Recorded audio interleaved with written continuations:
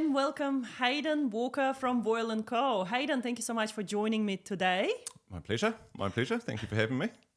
I'm really excited about our chat today, actually, because I would love to find out more about who you are, what you do, and let's take it away. Tell me more about yourself.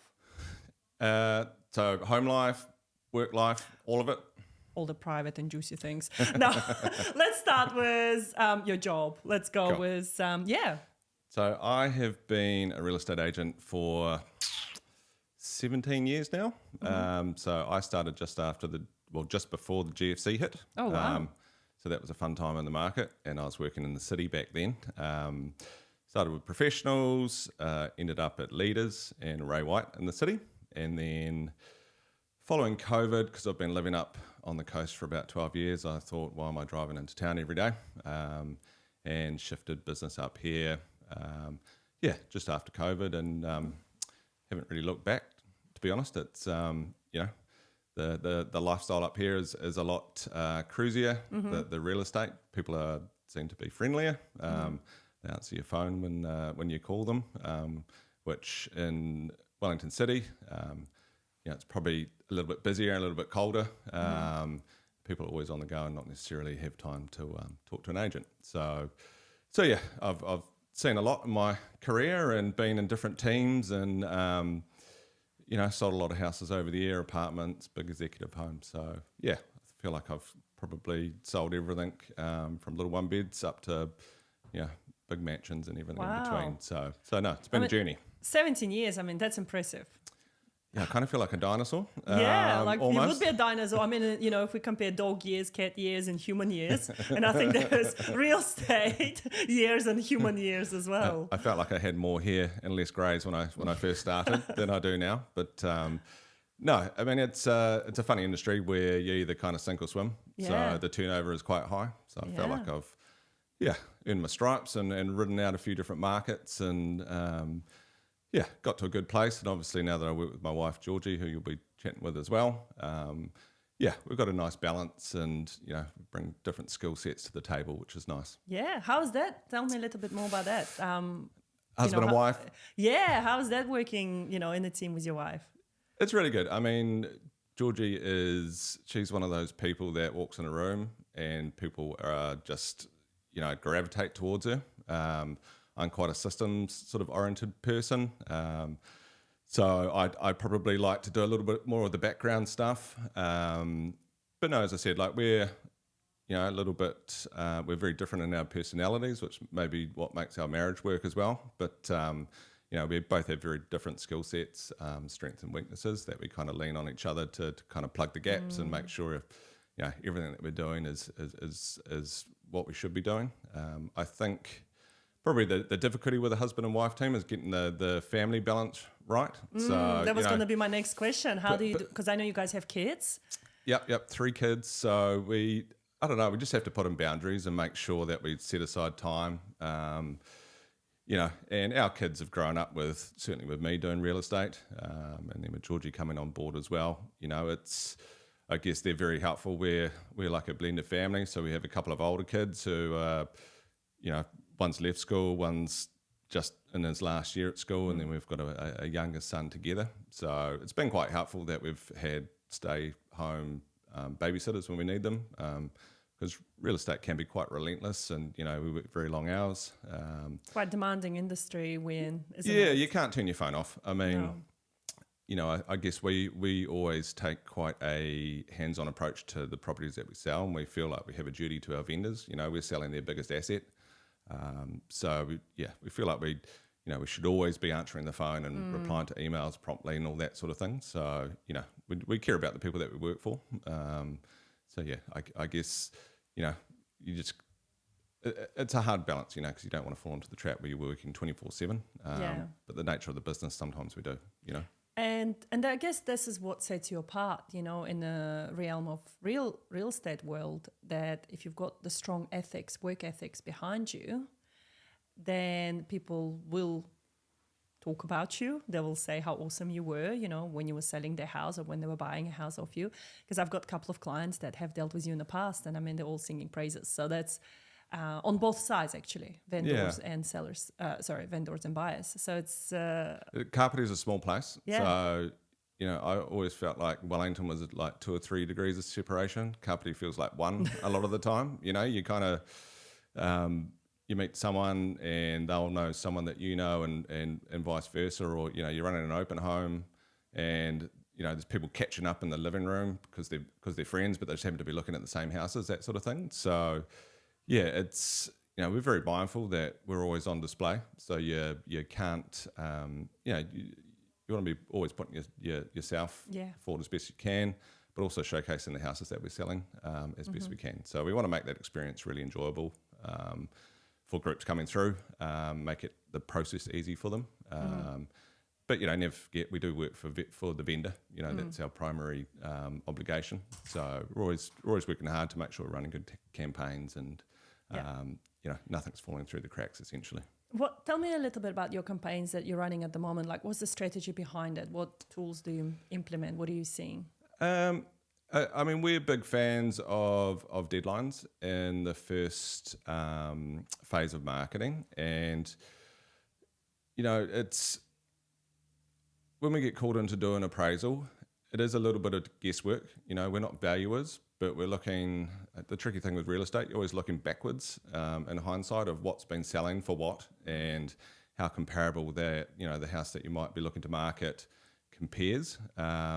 So it's a little bit of guesswork. So we probably focus on the process a little bit more. And we've always sort of taken the approach, like, we don't want to be the reason that somebody doesn't buy a house. We want to answer all their questions, always be available. If somebody wants to go back to a house 5 times, that's cool. Yeah. We'll do that. So it's just really trying to get people engaged in the process, not letting price get in the way of anything, particularly in that first initial phase. And just trying to get people excited. There's someone for every house out there. We've sold some real quirky ones over the years, almost to the point it might even be our strong suit, selling kind of out of the ordinary houses. Yeah. But we like a challenge, and I think we always have the take that mindset of can't wait to meet who might buy this house. That's a good way to look at it. Because you've got an interesting house. The likelihood is that the person that buys it will be interesting as well. So, yeah, absolutely. What was the most expensive property you've sold? We've sold plenty up in the 2s. Obviously we've got a big one in Otahanga at the moment, which we have had under offer a couple of times. That's probably getting right up there for Carpety. That's my dream home, by the way. Feel free to come by it. I guess at the moment, like, probably where we're seeing a lot of activity is the sub 1 million kind of market, particularly the family homes. And we probably really enjoy working with first home buyers. They're just so excited. They don't know what they don't know, so we kind of look at it as our job to kind of educate them through the process, because they don't necessarily know all the questions that they should be asking. And we take time to sit down with people, go through contracts, make sure they understand disclosures and, building reports, limbs, all that sort of stuff. So, there's a lot that kind of goes into buying a house. And, if you're on your 3rd or 4th house, then obviously you kind of understand how the process works a little bit. But the first home buyers, they're just cool. They're excited. It's like their first chapter, their first rung on the ladder. And yeah, I think handing the keys over to them is one of the more satisfying parts of the job, because they've scrimped and saved for a long time to kind of get to that position, and it's just a really neat feeling. Yeah, that's beautiful. I was just talking about it as well the other day, that when you help the first home buyers get on the ladder, like the spark in their eyes is just so beautiful to watch. Yeah. You just can't replace. And I think that's what keeps me going as well with what I do. As you say, it's relentless, it's demanding, we're constantly on. There is no really break. Even if you go away, there's never a break. Yes. But what keeps you afloat is moments like that just give you that boost of energy, adrenaline, endorphin, whatever, all the happy feelings. Exactly. And yeah, we always try to meet our clients at a house and hand over the keys, because it's kind of like that final signing off. Yeah.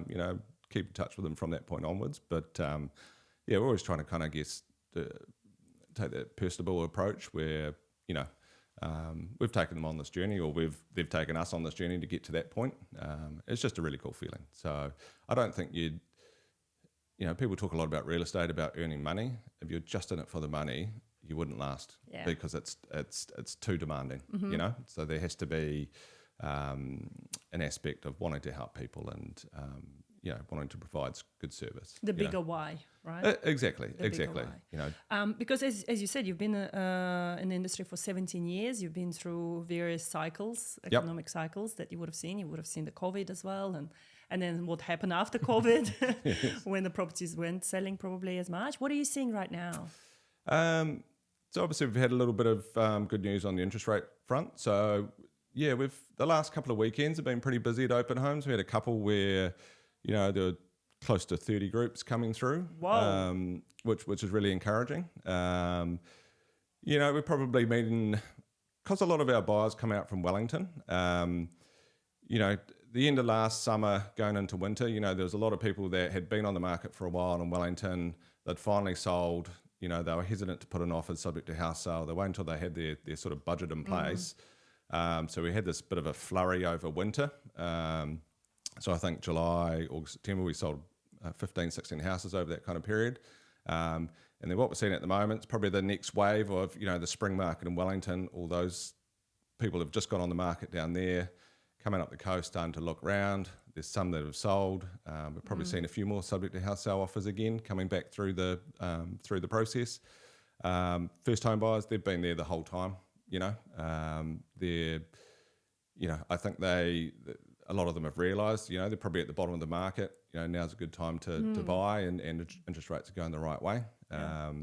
Probably the stickier part of the market is once you sort of get up over 1.2, 1.3, 1.4, we noticed the buyers are getting a little bit pickier in what they want. Kapiti Coast has always been really popular with the downsizer market. Typically they have good equity and a good budget, but they're very selective on what they want. So they won't rush in and just buy the wrong house. They'll shop around until they find the perfect. So some open homes, we'll get almost all three groups: first home buyers, the kind of the young family market, and downsizers, all looking at the one property. So, and I think that's why Kapiti often bucks the trend with a lot of the general market around the country, is because we have such a diverse range of people looking here. And we're propped up by that downsizer sort of retirement segment. Yeah, exactly. And do you see a lot of investors coming back by any chance? Starting to come out. I mean, the yields probably aren't quite there yet. But certainly, if there's a property that they can see future growth, or somewhere they can add value and they're not too worried about yield, then I would say probably 99% of our houses, though, are going to owner-occupiers that we deal with. Not out of choice. It might be more just the type of properties that we've been selling. Obviously there's been a few big developments that have finished recently, so that might be starting to soak up a few of the investor types, buying a new build. Not sure. But, it's a balancing act for investors, right? So as interest rates come down further, they may all jump back in. Exactly. It does make it more appealing to get back before the prices go up. But plus the bringing back of the bright line as well. That helped. That's always a positive. So swings and roundabouts. I mean, I guess we never go into one property campaign thinking this house is definitely going to sell to this buyer. We're always open, and we try to cast a relatively wide net, and not try, I guess, preempt who may be the perfect buyer, because we're surprised all the time who buys houses, and and I guess it's probably a testament to the emotional attachment that houses kind of bring to people, because plenty of people, if they have bought a house, they've said to us, look, I never would have thought I would have bought the house. If I had kind of looked at it on paper, I would have thought, no, that's not going to suit. But as soon as they get in there and they kind of, the heartstrings go, and they feel that kind of, it's the heart that kind of buys houses. Yeah, exactly.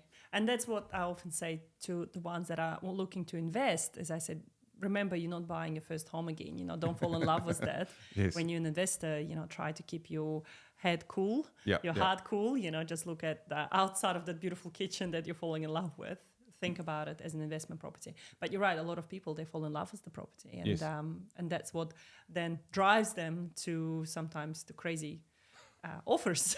So that's what we're always trying to do in our job is Yeah. make people fall in love with places and get emotional, Yeah. and try to keep the brain out of it too much. But Yeah, that's interesting how we both like sit on different spectrums of the same thing, really. Well, yeah, it's that balancing act, right? Yeah. And I guess it comes back to people getting good advice and making sure that they're not overextending themselves and getting too carried away. What questions should a first home buyer ask you if they come to the open home? So I guess probably the first thing is around the process, the type of sales process and what they need to know about that. So, if they could just make an offer whenever they like, or if they're working towards a deadline, or if it's an auction, obviously there's a few more hoops they have to jump through to get to the point that they can put their hand up and bid. And then it's probably just generalised information about the property. So, we typically always have a limb in the council files for a property. We do encourage vendors to provide building reports, but it's entirely up to them. So, probably one of the big things is in our industry is disclosures. So we have to be upfront about the information that we know that we hold in a property. We can't be seen to mislead people. So, it's a good starting point, just asking those simple questions to the agent, like settlement date, when are the vendors looking to move? We get asked a lot what the motivation is for the vendor as to why they're selling. And we have to be a little bit careful because we can't put our vendors in a situation that puts them on the back foot. But most people are selling for genuine reasons. And then, we're normally asking them, look, have you got your finance organised? You're working with the broker. Have you got a solicitor? Have you got friends and family that have gone through this process that you can talk to? And just making sure that we're getting all those little questions answered for them and getting all the information across. So, quite often we're drafting up contracts that they've never seen before, so we're talking them through, the legalities of what they're signing, because it is a binding contract. So we want to make sure that it's crystal clear. Legal advice is probably the big thing that we encourage, particularly first home buyers. All clients, we encourage it, but certainly first home buyers. Yeah, because there's a lot of stuff that they just don't know that they don't know. So Exactly. So now you can actually tell them, hey, look, go on that Home Loan Hub podcast and listen to the episode that I've done with you because you've just listed everything. Exactly. Yeah. Yep. So. And, they can talk to you about finance and, because there's a lot of intricacies to do with that.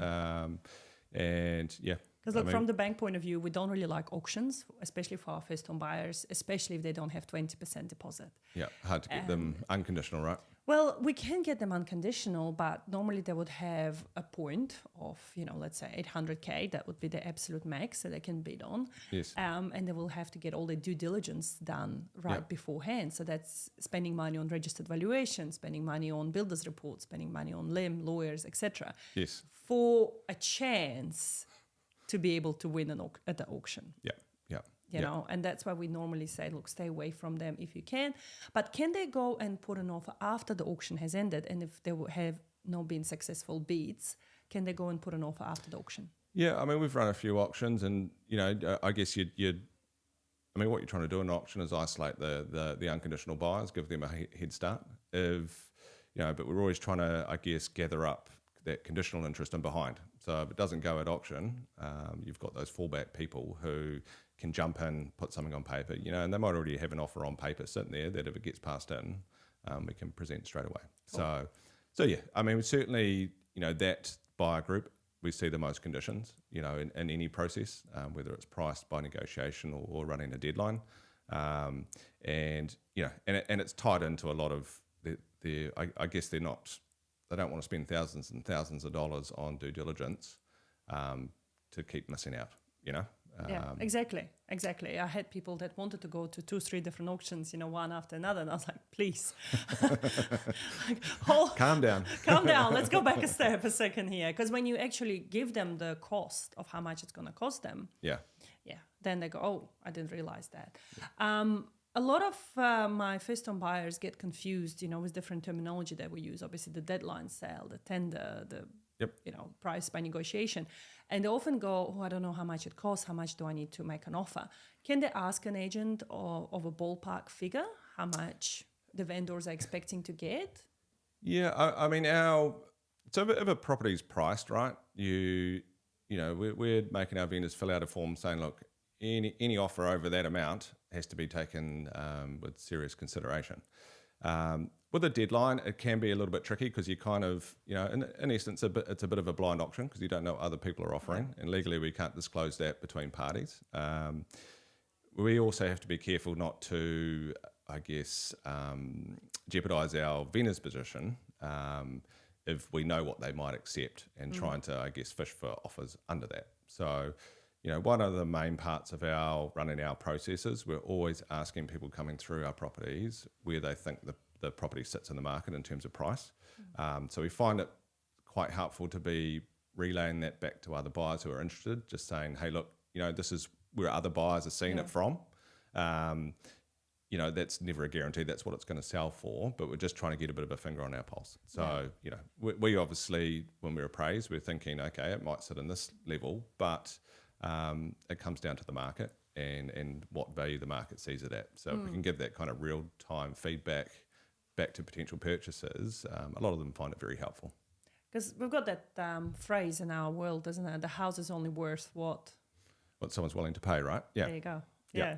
And that's never going to change, And I guess we're always trying to find the absolute best price out there, and competition is what creates that. Now and again you'll get like a unicorn buyer who just has to have a house and will pay whatever. But a successful campaign from the vendor's point of view is us being able to generate multiple interested parties. Because I guess we're always trying to keep the vendor out of the process and just make it buyer versus buyer. But sometimes it's just, we're quite upfront if buyers ask us, hey, look, are there any other offers in? We're not going to lie to them. If we don't have any others, we'll just say, no, look, you're the only one on the table. And likewise, if it is a multi, we'll make sure that they understand that and what the implications are. The question that sprang to my head is, again, something that I see people sometimes asking me, whether why should they use an agent if they can sell it themselves? Do you see more private sales these days? Do you see more through the agents? What do you see? I think in the last couple of years, there hasn't been a lot of private sellers on the market. And I think, during the boom, right, you could be the worst agent in the world. If you had the house and you put up a flag, it would sell. In a more normalised market, or we've gone through quite a trough where the prices fell off a cliff, and every deal we've had to chase. So it's you just have to stay on people, and the phone rings and emails. And I mean, our advice to someone who's wanting to sell a house privately, if they've got sales skills, then sure, they can give it a crack. It's not just opening up your house on a Sunday and then, waiting for offers to roll in. There's a lot of answering questions. I think a lot of buyers go into private sales, in their mind, they're thinking, well, we're going to get a reduction in price because they're not paying an agent. A lot of seasoned investors look for those private sales because they know that their negotiating skills and their knowledge of the market is probably a lot greater than the person selling it. The person selling it who's, they might have been in that house for 10, 20 years. And so, if you've got the skill set, absolutely have a crack. There's a lot of different platforms that you can use now for photos and signs and putting on TradeMe, all that sort of thing. But it's a skill in what we do. And, it's our process is honed over hundreds of sales processes that we've run over the years. So, I don't think you can substitute that. Some houses will sell themselves, but typically, a lot of it is off the back of the agent and the blood, sweat and tears that we put into it. So. Oh, totally. And I mean, look, I made that mistake years ago when we were selling our house in Palmerston North. Yes. I thought I could, I'm a great sales girl. I can sell a house. Why should I pay the agent $20K? And I just put the house on TradeMe, took some photos myself, etc. But then I soon realized, as you say, that the work that goes in behind the scenes with, when buyers are calling you and you have to give them this whole spiel about the house and, give disclosures, etc., etc. So that was 12 years ago, I think. I was like, you know what? Actually, no, I don't want to do this. Yeah. And then I passed It's probably a little bit easier when it was back with, buyer beware, where all the onus was on the buyer to kind of uncover faults and Whereas now, a lot of the legal ramifications fall on agents when we're selling a house. We need to know what we're selling and be able to point out, potential faults in a house. Someone doing it privately, that's on them. There's always going to be that emotional attachment to the property, and they're slightly biased in the sense that they want to sell their own house. So they, are they tempted to hide things that they know about the property? Yeah, so, exactly. Yeah. And potential minefield. And that's the thing, right? I'm always a believer of give the work to the specialist. Like, you don't go and treat your own teeth. I mean, you go to the dentist. So why should it be any different to your health, to your house, to your car? If you want your car to get the warrant of fitness, you go to professionals that do warrant of fitness. So absolutely, or change the tires. So I think it shouldn't. And when it's your biggest asset that you have, you should really take. It's a big risk, right? Yeah. And I think with the value that an agent add, obviously everyone always tries to attack our fees, but you pay for what you get. The fees are a minimal part of the premium we can potentially add at the end. Exactly, because you could sell it by yourself at 500, or you could use an agent, sell it for 600, and yes, you paid 20, 30, 40 Ks in fees. You still walked away 60K more than you would have had otherwise. Totally. And that's where your superpower comes in, I guess. Yeah. To be able to negotiate that higher. Yep. Price me and Georgie work 6-7 days a week sometimes, so we're always at it, always available, and just chasing people down. So give us, this is your 5 seconds of shout out to yourself. So where would people find you? How do people find you? So we're obviously at Voyle Co down in 33 McLean Street. You can find us online, Hayden and Georgie. We have a good social media presence. Otherwise, always on phone. My phone number is 0275 872621. And if we don't pick up, we're probably in an appointment, but we'll call you straight back. I love it. And I love how I see you guys on the back of the bus. Every time I drive, there's always your bus. Well, our youngest kid is quite excited when he sees them, but our older ones, I think it's a bit cringy. So. You can't win them. And the last question that I always wrap it up now is, what fills your cup? What brings you joy? Family. I do a lot of fishing. Just being in the outdoors, and I feel quite privileged that I get to work with my wife. We operate well together. Spend a lot of time together, obviously. So yeah, I think we run a good operation, and we enjoy each other's company, and we enjoy helping people and trying to facilitate their move. So yeah. No, that's awesome. Hayden, thank you so much for coming along today. It was awesome to get to know you. Likewise. A little bit more, and I'm excited to see what this year, end of the year brings, and the next year that brings us all. So thank you. I appreciate the time. Have a wonderful week. Awesome. You too.